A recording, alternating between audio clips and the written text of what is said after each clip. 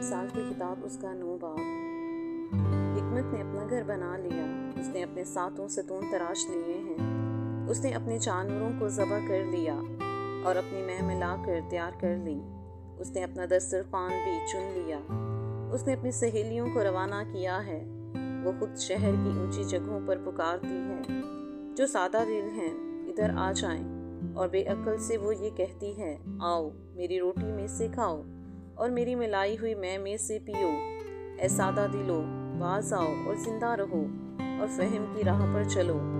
ٹھٹھا باز کو تنبیہ کرنے والا لہن تہن اٹھائے گا اور شریر کو ملامت کرنے والے پر تباہ لگے گا۔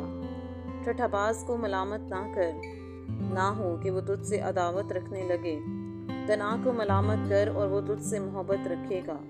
دنا کو تربیت کر اور وہ اور بھی دنا بن جائے گا۔ صادق کو سکھا اور وہ علم میں ترقی کرے گا۔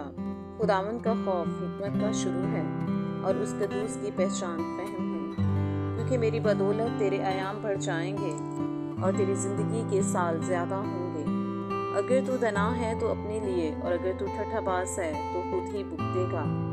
احمق عورت گگائی ہے، وہ نادان ہے اور کچھ نہیں جانتی۔